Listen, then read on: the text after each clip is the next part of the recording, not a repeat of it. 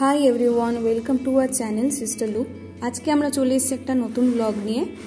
আমার বাবা, মা আর ছোট দাদা স্পেশালি ব্যাঙ্গালোরে এসেছে মাইসোর প্যালেস দেখার জন্য। আমার বাবার বহুদিনের ইচ্ছা ছিল মাইসোর প্যালেসটা দেখার, তাই আজ আমরা সকাল সকাল শুরু করে দিয়েছি। আর 7টা বাজে এখন, চলে এসেছি ব্রেকফাস্ট করতে। আর দেখতে থাকো ব্লগটা। তো কাকিমা হাই বলছে, এরপর কাকু, আমার মা তো খুব এক্সাইটেড, এসছে সে ঘুরতে যাবে বলে। ছোট দাদা মনে হয় এখানে অফিসে মেসেজ করছে, এ বেচারা ছুটি নিয়ে এসছে এতদিনে। আর এবার চলে এসছে আমাদের ব্রেকফাস্ট। আমাদের তো ওই 1 বাজে ব্রেকফাস্ট, সেই ধোসা আর ইডলি ছাড়া খাওয়ার কিছু নেই এখানে, সেটাকেই আমরা লুচি তরকারি ভেবে খাই। দাদা ভাই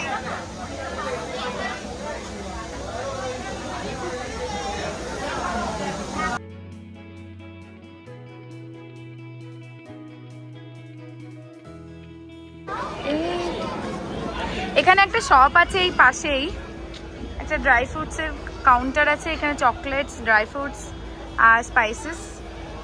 আর এখানে একটা আর একটা দোকান আছে যেখানে ওই হাতে বানানো জিনিসপত্র বিক্রি হচ্ছে। এই মাইসোর প্যালেস গড়ে ওঠে ওয়ারিয়ার রাজাদের শাসনকালে, প্রায় 1400 শতকে। কিন্তু ইতিহাস তো কখনোই সোজা পথে চলে না। টিপু সুলতান যখন ক্ষমতায় এলেন, তখন তিনি ওয়ারিয়ার রাজবংশের প্রতীক হিসেবে এই প্রাসাদই ভেঙে দিলেন আর তার রাজধানী হস্তান্তর করেন শ্রীরঙ্গপত্তনামে। পৌঁছে গেছি আমরা মাইসোর। আগে মাইসোর প্যালেস দেখবো আমরা। আমিও চলে এসেছি মাইসোরে, আবার চলে এসেছি আমাদের সাউথ ইন্ডিয়ান অঙ্গনা মুখার্জি। ও কি লাগছে। টিপুর মৃত্যুর পর ওয়ারিয়াররা যখন আবার ক্ষমতায় এলেন এবং নতুন প্রাসাদ গড়ে তুললেন, তখন দুর্ভাগ্যবশত 1897 সালে এক ভয়াবহ অগ্নিকাণ্ডে আবার পুরো প্যালেসটা পুড়ে ছাই হয়ে যায়। এরপর 1912 সালে ব্রিটিশ স্থপতি হেনরি ইরউইনের নকশায় তৈরি হয় আজকের এই অসাধারণ মাইসোর প্যালেস। এটি আবার নতুন করে তৈরি করতে প্রায় 41 লক্ষ টাকা খরচা হয়েছিল সেই সময়। এই রাজপ্রাসাদের এক অন্যতম বৈশিষ্ট্য হলো এটি ইন্দো স্যারিসেনিক স্থাপত্য, যেখানে হিন্দু, মুসলিম এবং রাজপুতের গথিক শিল্পে একসঙ্গে মিশে গেছে। ওয়ারিয়ার রাজবংশের সবথেকে খ্যাতনামা রাজা কৃষ্ণরাজা ওয়ারিয়ার মাইসোরকে ভারতের প্রথম বিদ্যুতায়িত রাজ্যগুলির মধ্যে একটি বানিয়েছিল। Marriage hall, ceremonial hall. उस जमाने में राजघरों में जो भी फंक्शन चलता था, सारे से सारे कारपेट में कवर करके लेडीज वहाँ पर ऊपर बालकनीज में दोनों तरफ वहाँ से फूल बरसा के आशीर्वाद देकर एंजॉय करते थे। आज भी राजघरों में जो भी फंक्शन चलेगा वो लोग इसी हॉल को यूज करेंगे। उस दिन पब्लिक के लिए महल बंद रहेगा। जो दरवाजा जो दिख रहे हैं ना, उसका पीछे का पार्ट राजघर का।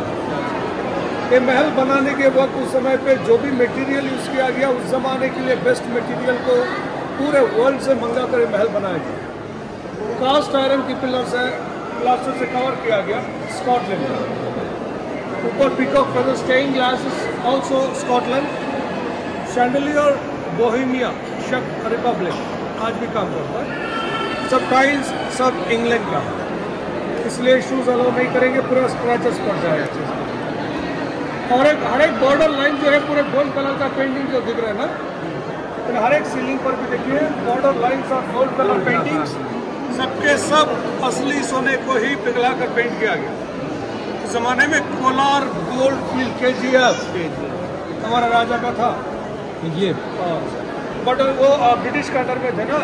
1830 से 1947 तक अंग्रेज लोगों ने वहाँ से 700 टन सोना लूट कर गए। 700 टन।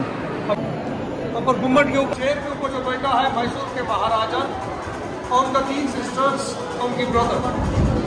उनके फादर का बहुत छोटे उम्र पे गुजर थे, 31 ईयर्स में, कोलकाता में, हावड़ा में। उनके पापा का क्रिमेशन कालीघाट में हुआ था, इसलिए इन्होंने बड़े होने के बाद कालीघाट को इन्होंने रिनोवेट करवाया है। कृष्ण राजा वडेयर का नाम आज की कालीघाट में मेंशन है। तो जब उनके पापा का डेथ हुआ, माँ ने बच्चों को बड़ा की, इसलिए उनको राजमाता कहा जाता था। ये राजमाता दक्षिण भारत में पहले महिलाओं को कॉलेज उन्होंने खुली थी, वुमेन्स कॉलेज। 750 किलो, इसमें 280 kg का सोना विथ डायमंड सिर्फ नवरात्रि का समय पे 1 महीने के लिए बाहर निकलता। यही महारानी का कंप्लेंट या अपील करना तो उसके वहाँ से आकर इसके अंदर में खड़े होकर महाराजा को अपील किया करते थे। तो महाराज इधर बीच में मार्बल रखा गया वहाँ पर उनके पीछे, उनके उसके बदले सिंहासन के ऊपर बैठ कर दरबार करते। लेडीज और वीआईपी लोग दोनों तरफ गैलरीज में बैठते थे। राजघर के जो लेडीज ऊपर बालकनीज में पर्दे का पीछे, जनरल पब्लिक यहाँ पर दोनों तरफ नीचे कारपेट के ऊपर बैठकर उनको बातों सुना करते थे। देखिए पहले नीचे शीट के ऊपर पेंट करके स्क्रू से फिट किया गया, पजल की जैसे सजाया गया। शिवा, पार्वती, विष्णु, लक्ष्मी, ब्रह्मा, चामुंडेश्वरी, उनके चारों तरफ भी सारे राशि का भी सिंबल है, 12 राशियों का सिंबल है। और एक फ्लैग दिख रहा है, हाँ हाँ वो हिंदू धर्म की फ्लैग है, झंडा। भगवत वो जो हनुमान जी है, सो 16 kilo of solid gold, 16 KG pure सोने का झंडा है, 16 केजी का। 113 साल पुरानो एसी लिफ्ट।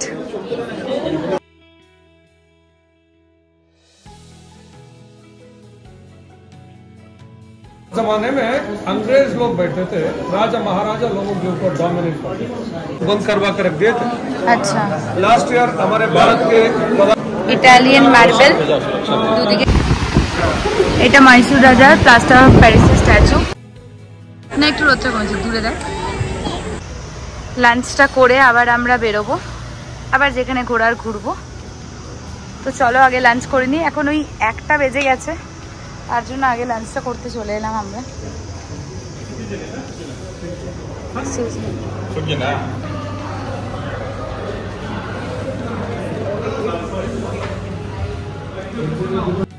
এবার আমরা লাঞ্চ করতে চলে এসেছি। আমরা নিচ্ছি বিরিয়ানি, কারণ এই রেস্টুরেন্টটাতেই আমরা প্রতিবার আসি, এসে খাই, কারণ এখানে খাবারটা খুব ভালো, আর এখানে সবথেকে ভালো রেস্টুরেন্ট হচ্ছে এটাই।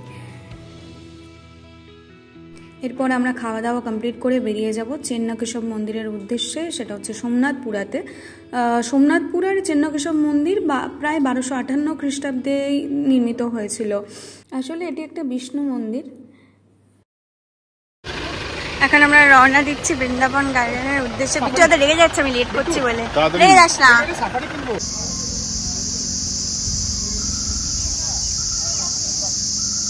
কিছু ঐতিহাসিক সূত্র থেকে জানা যায় 1310 থেকে 1311 খ্রিস্টাব্দ এই সময়টায় দিল্লির সুলতান আলাউদ্দিন খিলজি ছিলেন, আর তার সামরিক নেতা মালিক কাফুরের নেতৃত্বে 1300 শতকের এই হৈসল সাম্রাজ্যের বেশ কিছু মন্দিরে আক্রমণ শুরু করেছিলেন এবং চেন্নকেশব মন্দিরও আংশিকভাবে ক্ষতিগ্রস্ত করেছিলেন।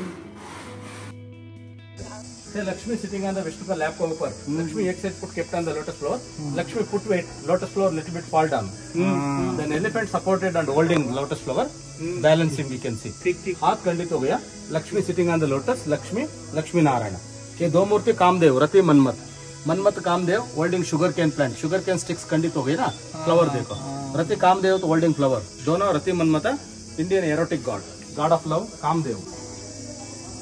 हाथ तोड़ दिया, खंडित हो गए, इससे पूजा नहीं चलता। ये कौन देशों कौन सी है? अलाउद्दीन खिलजी मलिका पर। এবার শেষমেশ আমরা চলে এসেছি বৃন্দাবন গার্ডেন। এখন এটা আমরা বাইরে রয়েছি, এখন একটুখানি আমরা এত গরম ছিল একটু, ওই জন্য ডাবের জল টল খেয়ে নিচ্ছিলাম। এরপরে যাব আমরা বৃন্দাবন গার্ডেনে। লোভি দেখে না, লোভি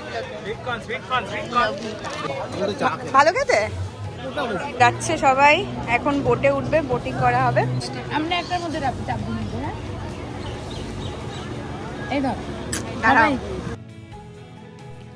বৃন্দাবন গার্ডেন যাওয়ার জন্য এই লেকটিকে পেরোতে হয়।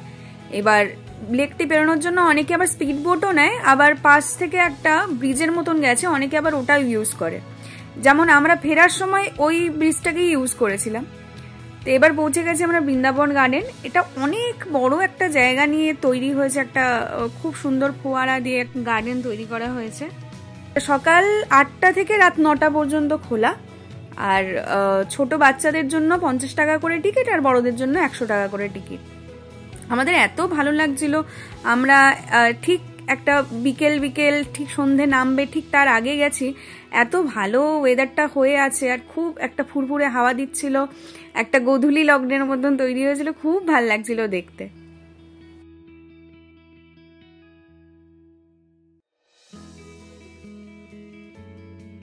আমাদের পৌঁছতে একটু লেট হয়ে গেছে, যেমন 6:30 থেকে আমাদের এখানে লাইট অ্যান্ড সাউন্ড শোটা দেখার কথা ছিল, এবারে আমরা তাই তাড়াহুড়ো করে এখন যাচ্ছি, নাহলে ওটা আবার মিস হয়ে যাবে।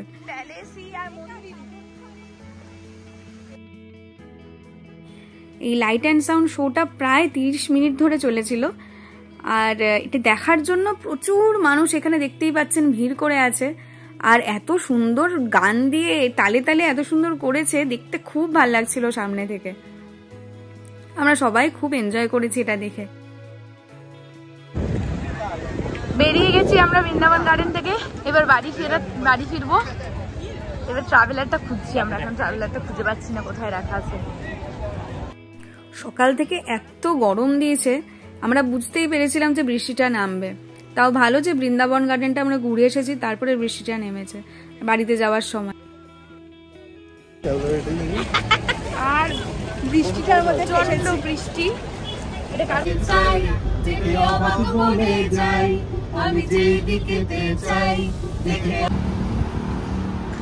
আমরা এখানে এখন ডিনার করতে এসেছি, কারণ বাড়িতে ফিরতে ফিরতে অলমোস্ট 12টা-1টা বেজে যাবে। তাই রাস্তা একটা ভালো নর্থ ইন্ডিয়ান রেস্টুরেন্ট দেখলাম, তো আরেকজন শুরু করে দিয়েছে খ্যাচ খ্যাচ খ্যাচ।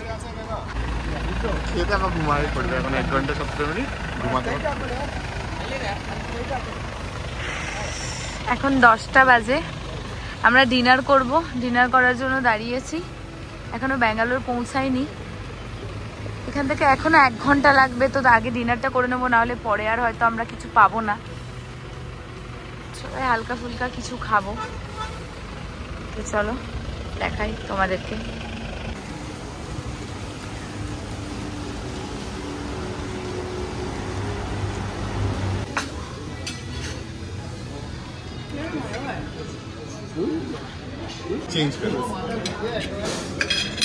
এটা মিক্স ভেজ, এটা ডাল, আলু জিরা, একটা চিকেন অর্ডার করা আছে, এখন ওটা আসেনি। কি সুন্দর এই মূর্তিটা না, সিলভার অফকোর্স।